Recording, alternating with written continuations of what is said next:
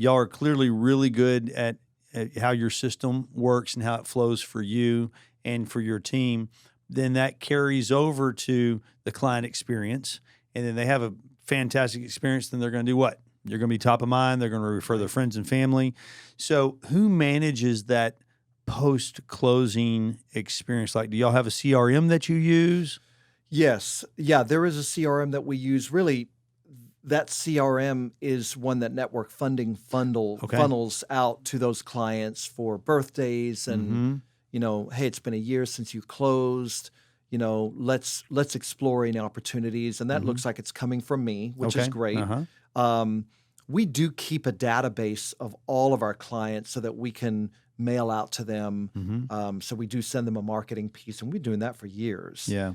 So we want to keep in touch with them, let them know, hey, we're here. We'd love for you to come back, and we'd love for you to send your friends. Yeah. I mean, it's just half the battle is asking for the business. Absolutely. And to not be out of sight, out of mind. Yeah.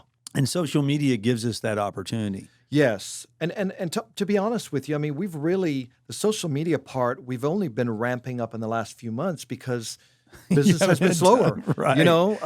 And we're looking to capitalize on that and say, how do we get more business? How do we keep it up? And where is Sonia in this, in all of this? Well, when she's touching what she touches throughout the day, what is that? Well, she's a producer, so she does production. She does a good amount of production. So she's still in production? Absolutely. Okay. Yeah. I mean, her numbers are great. I mean, she did 35 plus million last year. Fantastic. So she is a producer, but she also manages a staff, helps manage any schedules, payroll, and problems. I mean, she's great at that. The staff love her. They trust her. She That's is everything, fair and honest with them. And I think that's the reason they've stayed. It's not always because of pay. It's not because of you. We know that. Right, exactly. That's right. So what's your job? Are you 97% focused on driving the business in the door and then just setting those expectations and handling the personalities of the customers and of the realtors? What is it that's your main focus? I mean, I would say it is production, 97% production. It is, meeting realtors, dealing with clients, taking those phone calls, putting apps in, qualifying people. I'm doing all of that. Okay.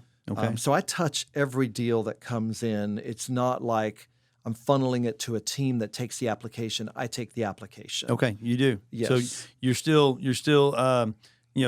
guerrilla warfare, so to speak. You're still boots on the ground. Yeah, absolutely. And I like to do that. It's the old way. I don't send them to a website. And if they want to go to a website, we have it. They can do it. But I like to get on the phone and talk to people. Get to know them. Yeah. And by doing that, as I mentioned earlier, it helps to solve problems because you kind of then start to understand their scenario and their picture. But if they do an online app, you don't get that opportunity. I don't feel like I have the depth of knowledge about that person. That's important. And in our world, you're dealing with families and you're dealing with an emotional purchase, right? Yes. And in many cases, it's the largest transaction that they're going to have in their lives until the next one. Hopefully, you're doing that one too. When they're excited about moving into this house, I don't want to mess that up for them. I mean, I take great. I feel that weight of responsibility that if someone comes to me, I got to get it right. Yep. I got to make it right. Yep. And speaking of that, your realtors expect that out of you. That's why they're working with you instead of the Carsons, instead of the Steves, instead of the Codys, instead of the rest of us, because you've built that relationship and that trust with them. Yes. Yep. How many realtors, if you just had, do you work with on a regular basis, and how do you manage those relationships? And what are you doing to cultivate those, but also cultivate new relationships? Because as you know, they're going to, the ones you're working with today sometimes might be working with somebody else for whatever reason tomorrow. Yeah. I would say that, from a perspective of, getting the lion's share of the business is probably coming from maybe, 20 to 25 realtors, but there may be, depending on the month and the year, there could be 75 to 100 that I've worked with, but, some of those may send me 1 or 2 deals a year. But then I've got some that send me 8 or 9 a month. Yeah. So, so definitely I try to have lunches, and that's always tough for people's schedules. But I try to set up lunches with some of the top agents that you work with, that I work with. Yep. And just try to. I don't even like to talk to business at those lunches. I just want to talk about them. It's just the relationship. Absolutely. It just continues to just deepen that trust in that relationship. You're probably not even talking about. I mean, I remember when you and I got together for coffee last year. We barely talked about business. That's right. That's right. And then you feel like, well, you know what? I know this cat. Yeah. Now, you know. Yes. And it makes a conversation like this so much easier. Absolutely. Yeah. And I think at the end of the day, that's really what matters. It's that we get to know each other. We're working in the same community.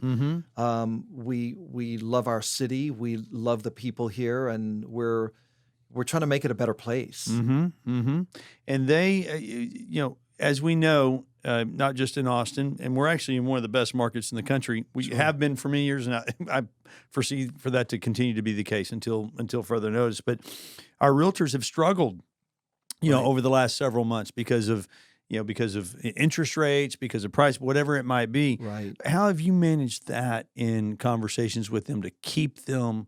To keep their attitude, as they say, attitude is altitude, right? Yeah. Have you found yourself having to coach them? I know that I have with some of my referral sources. Definitely, I can sometimes feel the angst, and we've come from a market where it was just we had more than we could eat, right? To a market where we're having appetizers and we'd like to eat more. I certainly try to encourage them to say, look, this is going to get better. It's a bump in the road. It's a short bump in the road. Consider it 3 to 6 months. Rates are going to get better. Buyers are going to get back out there. We're gonna see this turn around. Just hang in there. Keep going. And if I could add to that, one of the things that I have done personally, it sounds like you have as well, is, we hadn't had time to breathe over the last few years. Right. But if you're a top producer, 3 years ago, 5 years ago, 10 years ago, we felt like we didn't know how to breathe either. Yeah. Because we were always still, but you then find out, I can be more efficient in certain areas. Yes. And I think that that's one of the takeaways that I have from our recent successes is, I can still crush out 20 or 30 loans in a month. In your case, 40 to 50, maybe 60 in a month, right?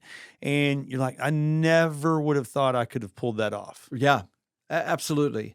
Yeah. And so to that point with our realtor community, they were blowing and going. And now they're like going, well, where's the business? But you can say, hey, let's take that as a positive and let's find areas where you can cultivate your relationships that you've established because, maybe you closed 30 transactions last year as a realtor, right? Right. Which is a lot. It is a lot. And yes. now you're like, oh, I'm only going to close 12 this year. Well, hey, the 30, that was magic. That was awesome, right? Yeah. You wouldn't have expected that before. You were closing 10 and 12 and 14 before that. But that's 30 families that are in their homes, and the average homeowner is going to be in their home for what? 4 to 6 years. Right. Give or take. Yeah. So you just built up a foundation and you stacked some bricks that you wouldn't have anticipated having had. Right. No, so exactly. take this time now to appreciate that, build those relationships, for them, right? Right. Meet those homeowners out for lunch, go by their house, to drop by. And I just think that it's an opportunity for us to use some of our skill sets that we use on our referral sources, our realtors, and say, hey, here's what I'm doing. Maybe you can do that too. Yeah.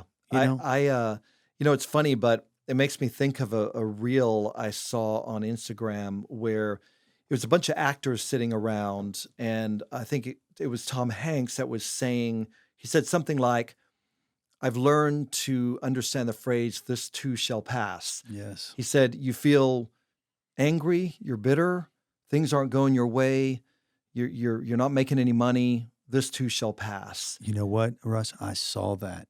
Yeah. And interestingly enough, it moved me. Yeah. enough to remember that same thing. Yeah. This too shall pass. Yeah. And it can go the opposite way. Hey, things are Good or great. bad. You're making money. You're happy. People are getting you finally. This too shall pass. So we just have to understand time is an ally, like you said, but life is a cycle like that. It is.